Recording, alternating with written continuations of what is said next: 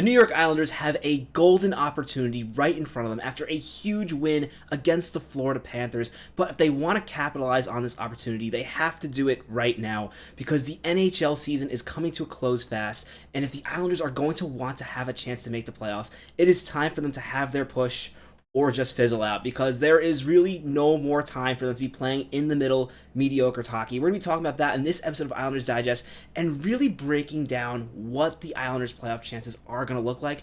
But before we get to that, be sure to subscribe to the channel. Be one of our first 100 subscribers. If you're an Islander fan and you want more Islanders content, this is the channel for you. With that, let's get right into the standings because after last night's game, the Islanders' playoff picture is looking a lot different than anyone would think it'd be looking like, especially after the last few games they've played where they've struggled to generate wins. Despite kind of having a bit of a rough stretch after trading away Brock Nelson, the Islanders are now 4 points out of the playoffs. Not only are they 4 points, just 4 points behind the New York Rangers, they also have 2 games in hand where they can acquire those points.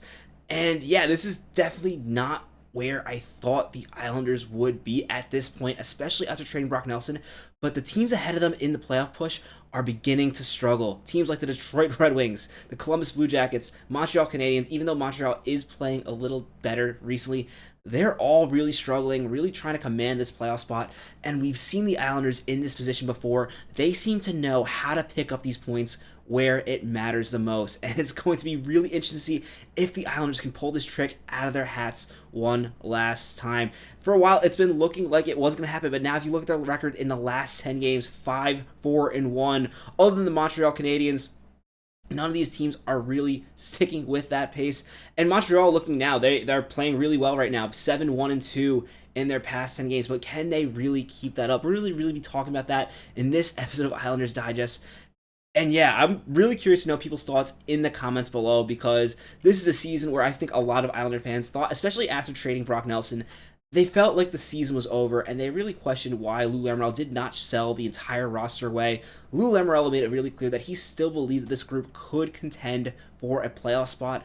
And right now, it's looking like the Islanders are still alive in this conversation. Playing devil's advocate, I know a lot of fans have been already talking about the draft, and as we get closer to the end of the season, if the Islanders do not seize on this opportunity to make the playoffs and they do start to fall back, I will talk about the draft. Believe me, I already have some list of prospects ready who I think the Islanders go, who I think would be a really good choice to pick.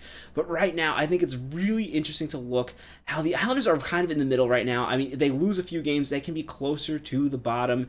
They win a few games, they can be closer to the top. But one thing I do want to point out is this is not a very deep draft this season. After the top 5, there really is a major step back. And looking at the teams behind the Islanders, I really don't think it's likely that they can slip behind all these teams. Even though missing Brock Nelson, if you look at some of these teams that are behind the Islanders, sure, Pittsburgh has been a little better as of late, but they have played a lot more games. Same with the Boston Bruins. They're really struggling, and they've played more games than the Islanders. Philadelphia also struggling, played more games than the Islanders. The Ducks have played more games than the Islanders and less points.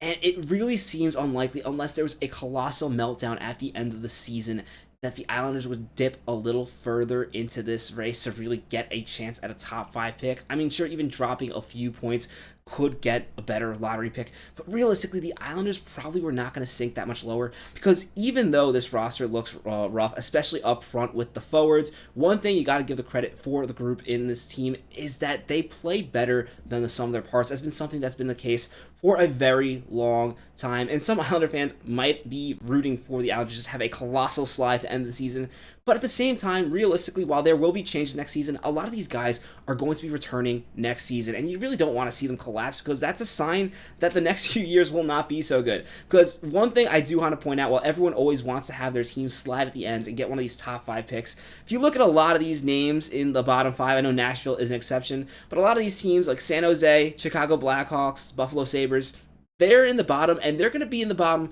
for a little bit now. I mean, Anaheim is finally starting to climb out after a rough stretch. You really never want to be one of these teams in the bottom 5, and I think a big part of that, especially when you look at a team like the Buffalo Sabres, is when you really spur out and crash at the end of the season, you start to develop this losing culture, and that is the last thing the Islanders want to do, especially considering when it comes to a lot of these teams looking back at this playoff push, the one thing the Islanders seem to have above these teams is an incredible locker room chemistry that really allows them to play better than the sum of their parts, which is why I think the Islanders really have an opportunity against some of these other teams, because the one thing the Islanders have in this race, other than games in hand, because they do have games in hand against Detroit, not against the Columbus Blue Jackets and the Montreal Canadiens, but as we'll talk about a little later in their schedule, they do have games with the opportunity to play those teams and kind of even the odds there. But the one thing the Islanders have is they've been there before, and they've done this push before. And that experience in that locker room, that chemistry that really allows them to step up when the games meet a little bit more, is really important when you're building a team. Even I know fans do want to see some younger prospects, but when the younger prospects do get up here, you want to see them on a team around winners. Like, you want Caleb Ritchie coming up next season and playing with players who've had success, players who believe in themselves, because otherwise you get a mess like the Buffalo Sabres, where it's just a disaster of draft after draft after draft. Yeah, they have young talent. They've had the best prospect pool for like the past 10 seasons. Look where it's gotten them. They're still at the bottom. As exciting as it would be to talk about a top 5 prospect, and you never know what will happen. And as the season shakes out, if the Islanders aren't able to push ahead, we will talk more about prospects. But right now, I think the focus should be on this opportunity for the New York Islanders to potentially make the playoffs. Because you look, they win these 2 games they have in hand, they are neck and neck with the New York Rangers. And not for nothing, if you look at their schedule coming ahead, this is very possible for the Islanders to do. Their next game is against the Pittsburgh Penguins. Now, if you're going to want to make the playoffs, these games against lesser teams, the Islanders do have a really tough strength of schedule. So these games against lesser teams are going to be very important. So the Islanders definitely have to win that one. I think we begin to have a different conversation if they fail to get any points in that game against Pittsburgh. But after that, we have a 4-game home stretch. In 2 games, you really got to focus on right here. Is you have a game against the Columbus Blue Jackets on the 24th, and even closer on the 20th, you have a game against the Montreal Canadiens. Those are 2 teams that you are directly chasing in this playoff hunt. If you can get 2 points against Montreal, Columbus Blue Jackets, keep them off the scoreboard while also getting closer in the standings, you really have an opportunity for 2 4-point swings, 2 massive swings when it comes to this playoff push. And then later on in the season, the Islanders also do get one last crack at the Rangers. And I know, regardless on how all these other goes, regardless on if the Islanders do start to tank, I know the Islanders fans do not want to see the Islanders get swept by the Rangers this year. In an earlier video, I made a mistake. I thought the Islanders had already gotten swept by the Rangers, but they do have one last chance to win a game against the Rangers, and I definitely want to see them beat the Rangers. So right there, you have games against all 3 of these teams that you're chasing, and you have a really good opportunity. If you can pull together and play some good team hockey, you have a chance to really make it this season. It's not going to be easy, and even if the Islanders do make the playoffs, it's going to be a really rough road ahead. But you kind of want to see the team push for that spot. Even if they do fall short, you really want to see some good competitive hockey in the last games of the season. Because a lot of times, you look at a team like the Washington Capitals. Last year, they were that team that barely belonged in the playoffs. And they were a team that talked about how they needed change. And you know what? In 1 year, they're able to really turn that around. Why? Because they had a competitive group of people in that locker room who cared going down the season. You don't want to be one of these teams on the bottom, like Chicago, San Jose. And not that the Islanders are that bad, but look at a situation like the Nashville Predators. How even though they signed all these guys last season, they really took a step back. You don't want to be in that locker room where guys are beginning to lose faith in each other.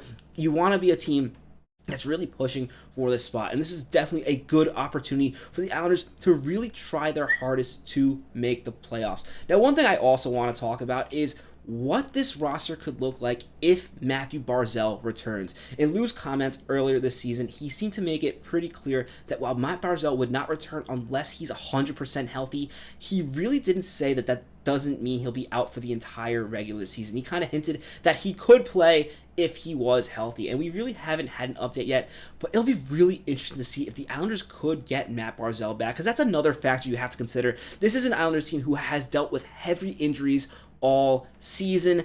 Adding Matt Barzal back into this line, sometimes you kind of forget that he exists because he's been gone for so long. He really would make a big difference.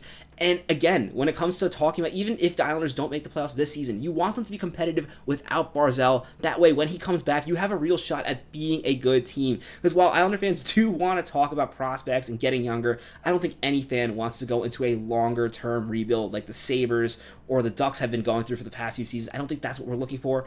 Now, for this playoff push to really take effect, if the Islanders really are going to make a push, they're going to need more impact games from their younger players. And I definitely think last night's big win, coming back from down 2 goals against the Florida Panthers, you saw a goal from Gatcombe, and Gatcombe snapping an 11-game goal drought is not a great deal. I mean, he is more a fourth line role player, but again, he's a younger player. You're gonna want to see him score goals. You want to see him being involved in the game, and that's exactly what we got. More importantly, we also got a goal from Holmstrom. It was an empty netter, but it was still a goal, and sometimes those goals can really get a player going again. Holmstrom, while having a great season compared to previous years, really showing that he belongs in the NHL and really bring another level to his game.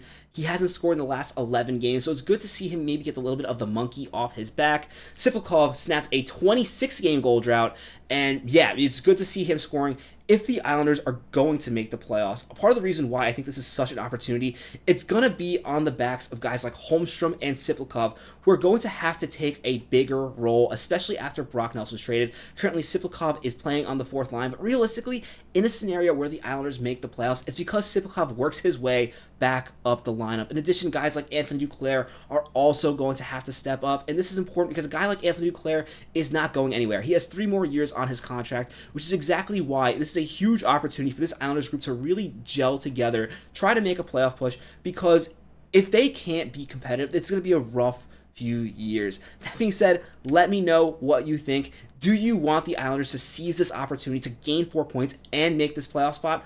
Or are you kind of over the Islanders being that last place team that makes the playoffs? Let me know what you think in the comments below. The more and more I think about this, I'm thinking I do want the Islanders to at least contend, put their best effort towards making the playoffs. But I'd love to know your thoughts.